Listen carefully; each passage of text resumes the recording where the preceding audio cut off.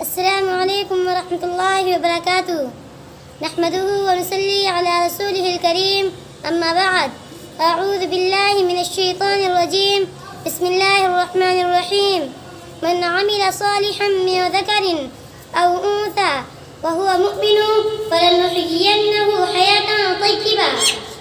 قابل قدر اور قابل احترام بزرگوں، ماں اور بہنوں، میں ایک کمسن بچی ہوں، مگر میرے سوالات بڑے اور انتہائی اہم ہیں۔ ذرا غور سے سماعت فرمائیں اور جواب بھی تلاش کریں۔ مجھے بتلائیں کہ ہمارے گاؤں کا ماحول کیوں نہیں بدل رہا؟ شراب پینے والے بڑھ رہے ہیں، جوا کھیلنے والوں کی تعداد میں اضافہ ہو رہا ہے، سٹہ لگانے والے لوگوں میں پہلے سے تو مرد تھے، اب تو عورتیں بھی ان میں شامل ہو چکی ہیں۔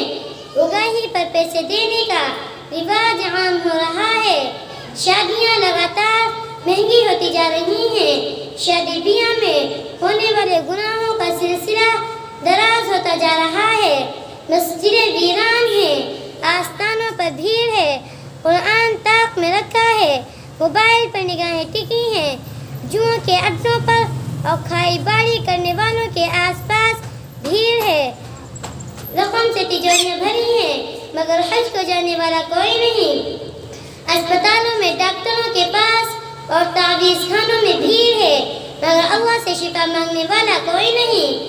اذان کے وقت گانے سنے جا رہے ہیں، نماز ہو رہی ہوتی ہے، مسجد کے باہر لوگ گپ شپ کر رہے ہوتے ہیں، اذان کی آواز پر مسجد جانے والا کوئی نہیں، دوسروں کی قبروں پر چادریں چڑھائی جا رہی ہیں، دوسروں کے دربار میں نظر و نیاز کی جا رہی ہے، دوسروں کے لنگر میں دولت لٹائی جا رہی ہے، جہاں اپنے باپ دادا، رشتہ دار، اعزہ اور اقربا دفن ہیں، ان کے قبروں پر سلام کرنے والا، فاتحہ پڑھنے والا کوئی نہیں، نامعلوم مزاروں پر قبہ بنوانے کی فکر ہم کو ہے، چندہ دینے کی فکر ہم کو ہے، اذان کی آواز پر مسجد جانے والا کوئی نہیں، اپنے قبرستانوں پر کرکٹ میچ اور جوئے کے کھڑ کو ہم ختم نہیں کر پا رہے ہیں، میلوں کا سفر کر کے مزاروں پر سلام عرض کرنے کے لیے تو ہم چلے جاتے ہیں، لیکن گھر کے قریب قبرستان ہے، اس میں حاضری کی توفیق نہیں ہوتی۔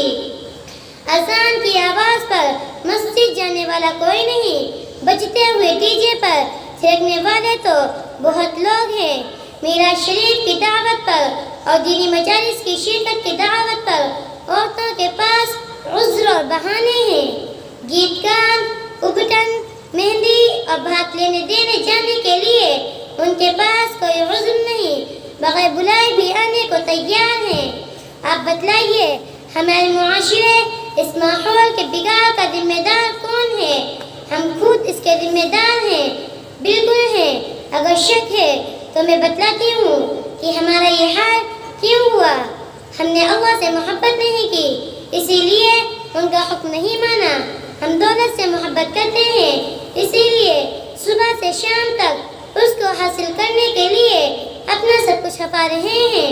ہم نے نبی کے نام پر جلوس، جھنڈے، نعرے اور انگوٹھے تو چومے مگر ان کی طریقہ، ان کی سنت، ان کی ہدایات پر عمل نہیں کیا۔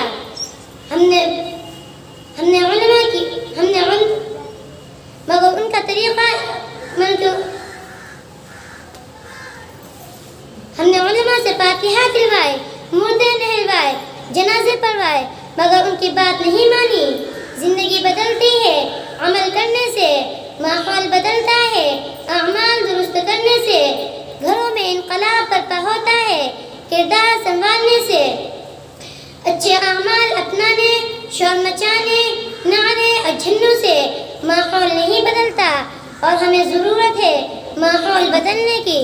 اللہ نے اس آیت جو میں نے خطبے میں پڑھی تھی یہی فرمایا کہ جو مرد یا عورت اچھے اعمال کرے گا اس کو پاکیزہ، خوبصورت اور اطمینان والی زندگی عطا فرمائیں گے۔ اس لیے میری درخواست ہے اپنی بستی کے لوگوں سے کہ آج ہی ماحول اعمال کی طرف دھیان دیں، ماحول بدلنے میں میرا تعاون اور میری مدد فرمائیں۔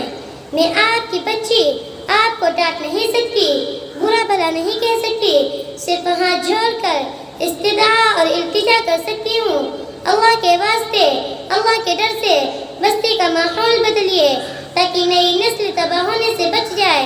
آمین وما علینا الا البلاغ۔ السلام علیکم ورحمۃ اللہ وبرکاتہ۔